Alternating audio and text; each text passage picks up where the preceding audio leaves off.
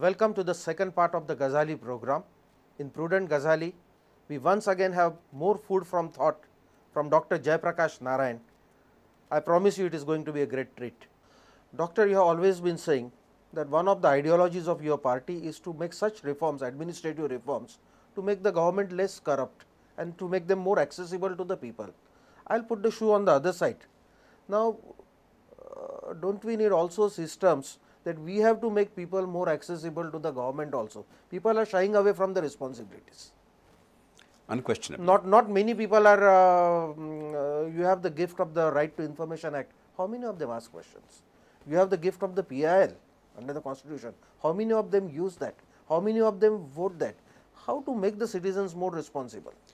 And can laws play any part? I entirely agree with you. Unless we play an active role every day during election and in between the election, I don't think governance will improve. There are three broad approaches to this. One is we also must create institutions for citizens interface. For instance, in each village and in each municipal ward, we directly transfer power and create local committees with adequate empowerment and resources, but with accountability. Then citizens feel that they actually make a difference. Together we can make a difference to the drain in front of our office, or the road, or the street lighting, or the garbage disposal, etc. So, today we have Gram Sabhas over here, but what they say remain mere resolutions because that is not binding. No, that's so, right. how would the citizens What feel? happened is the 73rd and 74th amendments to the constitution, well-meaning though they are, they created overstructured, underpowered local governments. What we require is not overstructured local governments. Let there be flexibility in each state, but real empowerment so that resources go, the authority goes, but with accountability. We fail to do that. And unless we do that at the lowest level possible, the village and the municipal ward, not merely in a big corporation and a district, etc., you cannot really allow citizens' participation in a big way. In other words, there must be a fusion of vote with public good. People must see that if I voted for Mr. Satish, then yes, good things are happening. If I voted for a scoundrel, then I am getting the bad things. Only then will democracy mature. There must be also a link between taxes and services. How much money have we collected as taxes? What is happening to that money? Where is it going? How do I spend it better? That thinking will happen when people have really a role in deciding locally. Even in China, where there is no democracy, they are actually allowing this local deliberation to take place, what's called deliberative democracy. In other words, China is are far more... wishes of people respected? They or are. They remain just Believe pious me, in economic management and local infrastructure, China has what is called a deliberative democracy model, where local people decide the priorities and allocations and implementation. And that's why one of the keys to progress in China is local empowerment. We must not be so arrogant that we should think that we are all democratic and other countries are not. Even when there is no formal China democracy is a country and which voting. does not have a caste system. Ours seems to be a country which seems to think on the caste lines. No, every country would the divisions in people, once empowered, won't they act on the caste lines? Every country has its own strengths and weaknesses. Our country has great strengths. Family has a strength, Yes. a sense of contentment, a sense of dharma beyond religion, where people know this far and no further instinctively. There are some great strengths. We also have some weaknesses. Caste is a weakness. A sense of equality is not there by birth. That's what caste system is about. There is no sense of trust across regions and religions and across castes, etc. And there is no sense of common fate. We keep our homes spotlessly clean, but we don't mind our streets and public places being filthy. But this is like a game of cards. You get some strong suits, you get some weak suits. How do you use the strong suits to minimize the weaknesses? That's what every society does. So I don't despair at all. I don't think our society in any way is inferior. We have some strengths and some weaknesses. Let's overcome the weaknesses. So one way is local government. The second is what you talked about, those who are a little more informed, who have some more time, right to information, and many other mechanisms. The third way is political engagement in a variety of ways. So I think citizens' participation must be enabled, and I think people must have that opportunity. And one of the key challenges is, how do you make the third tier of government, this third tier of federalism, really effective? So far it's a bogus one, and we have to really fight hard to make that happen. Then people can participate and have a much more meaningful role.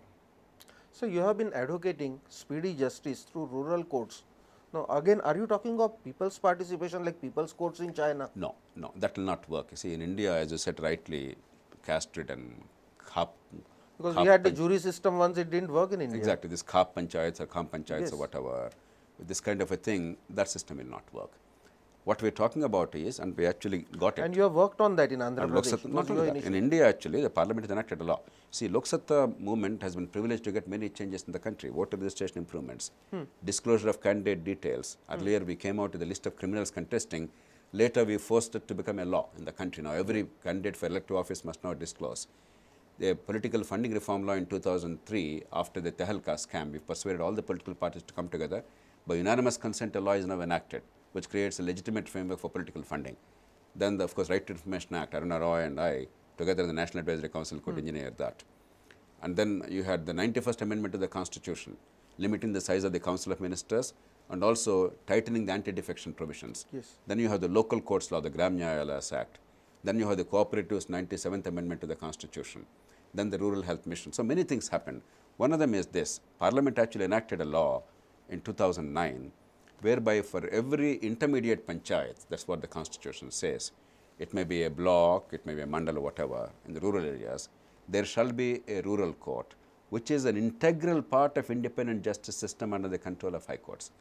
The judges are appointed by the high courts, it's all integral to that, except that these are all magistrates chosen by the high court, and they all have summary procedures. They also are mobile courts when needed, and they ensure then what has justice happened? within Has 90 days. this law not been notified? We don't. It's been notified. Court like that in Goa. It is notified in We some don't have states. a single court like that. No, you have in some states, but all over the country there is some resistance on the part of governments. They are very slow. Sometimes high courts, they misplace zeal. They think it's not the time. So that the parliament makes it mandatory, we are not yet implementing it. Right now, the rural courts mechanism exists in the country, and it's a very sound mechanism.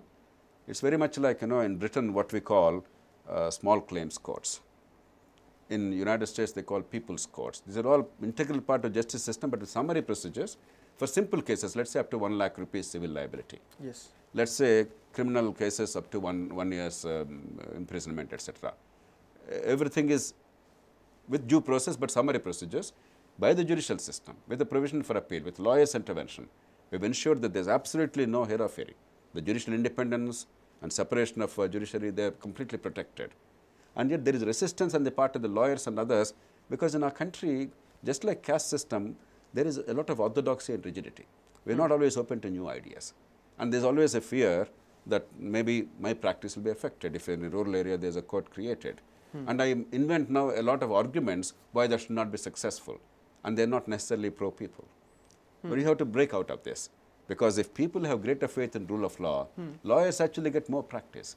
Today, many cases are going underground. The problem of India is not the cases that are pending before courts. The problem is the cases that are never going to courts. They're going to the local gunda or local busybody or somebody else, and people are swallowing injustice silently because there's no other recourse available. And unless we restore the faith in rule of law, and unless the common practice of perjury disappears and people actually start speaking truth in courts, most of the common people don't get justice. So, speaking of judiciary reminds me, you were collaborating with former Chief Justices Venkat Chalayya, Justice Krishna Iyer, Justice J.S. Verma, Late Justice, J.S. Verma. late Justice, on the concepts of a National Judicial Commission.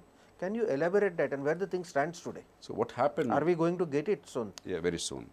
What happened in the country is... And what would be the role envisaged for National Judicial Commission? See, judiciary's role is vital in our constitution. And judiciary has on the whole fulfilled the expectations, though on occasion like during emergency in the habeas corpus petition, etc., judiciary played an inglorious role. But on the whole, judiciary really justified the faith the constitution makers reposed in it. But nevertheless, any institution, if it is allowed to go unchecked and unaccountable, there's always a tendency to usurp power which is not intended in the constitution and to fail in discharge of your legitimate duties. Our judiciary is no exception.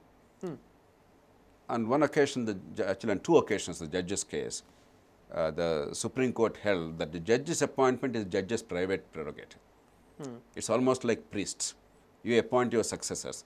Nowhere in democratic world are judges appointed by judges, except in India. It's absurd. You are creating a self-perpetuating permanent priesthood. That's not right. Nor is it right for a political party in power to appoint people of its choice. You have to have an independent, bipartisan, verifiable, transparent mechanism to appoint the best people to judiciary. And also you must ensure that if judges go wrong, they can be punished. Judges are not gods. In India, not a single judge could be impeached before Parliament. Only recently, at least the upper house of Parliament impeached and the man resigned before without going to the lower house. Otherwise, not a single impeachment took place in India. But then if you create big brothers who will watch over the judiciary, won't you destroy the independence of judiciary? No, not at all. In America, in every country in the world, if judges go wrong, there is a due process by which they are removed. And appointment because is by another due process. Because this commission will be ultimately appointed by the government. No, it's not. On whom the judiciary is supposed to comment time and again. Who elected the judiciary? On what basis can judges and officers claim democratic legitimacy? Good or bad, the people of India speak through elections. They elect the governments. If you have developed so much of distaste for governments, then how do you have really such faith in the bureaucracy who is merely, whose only claim is that they passed an examination? Judges who merely are appointed by somebody else. Let's not have these fancy notions. In a democracy, nobody is a god. What would be the composition of this kind of a It must have the Prime Minister or his nominees from the government, the opposition leader and others, probably the chairpersons of both the houses, the Speaker and the Vice President, and the Chief Justice. And a jurist may be chosen. Therefore, it's still a bipartisan commission with the involvement of judiciary, but nobody has a monopoly over decision making. And what would be its functions? Appointment of judges, removal of judges, what else? Removal is for the Parliament to decide. Yeah, impeachment. Justice Krishna Iyer insisted impeachment has failed. I certainly don't believe that impeachment process has worked in this country. The evidence is conclusive. Not one person is impeached in the past 65 years. Whereas everybody who has any acquaintance with Indian judiciary knows there are many cases of grotesque corruption in Indian judiciary, even in higher courts. So let's not pretend that impeachment has worked. It's a myth. Everybody wants reform in other institutions, not in their own institution.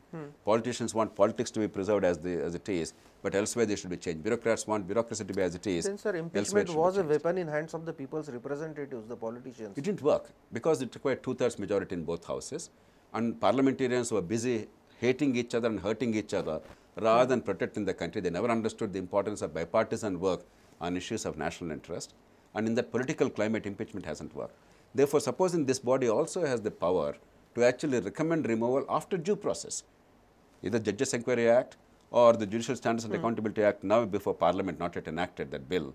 After that, only after a high-powered judicial body decides that yes, there is adequate case, supposing this higher-powered body, bipartisan body, then goes into it, and by an accepted majority of that body says, yes, so-and-so judge should go, then I think it's a good process. But again, it's for the Parliament to decide. But appointments very definitely. Similarly, this body also has come up with an idea of Indian Judicial Service, which the Constitution provides for. Yeah. And for no good reason, we are simply stalling it. Just like the IAS and IPS, supposing there is enormous stature invested in these services when they enter judiciary in the early stages, with the protection of all India services. Is it something what ILS was there in the initial British days? And the Constitution actually provided Article 311, 312 provided for Indian Judicial Service. Supposing create that, what happens just like IAS and IPS, there will be intense competition at an young age, and the best and brightest will come to judiciary. Okay. Now the law practice is so remunerative that the best lawyers are not normally inclined to go to judiciary. Very few good lawyers want to be judges. And if judges are not of the highest caliber, the country suffers. And if these people become the recruiting ground for the higher courts, then we get the best form of judiciary. Is the Indian Administrative Service facing the same problem, that the best talents is not being tempted to enter the best talent is coming in. The problem there is not best talent is not coming, though some of the best also are going to other sectors, which is as it should be. But once they come in, they are not nurtured adequately so that their talents really flourish. No, like you say that people are reluctant to go to judiciary. Is the administrative services more financially well off than the judiciary? No, it's not that. Because is there a step-motherly treatment right now to the judiciary? Because there is an intense all India competition and a prestige of an all India service attached to it. The brightest minds in universities want to go into IAS and IPS and allied services. Because there is no such service available, at the discretion of the judges, subsequently lawyers are recruited as judges, there is no intense competition from the brightest minds to become judges. So create an all India service on a similar pattern. That's the argument.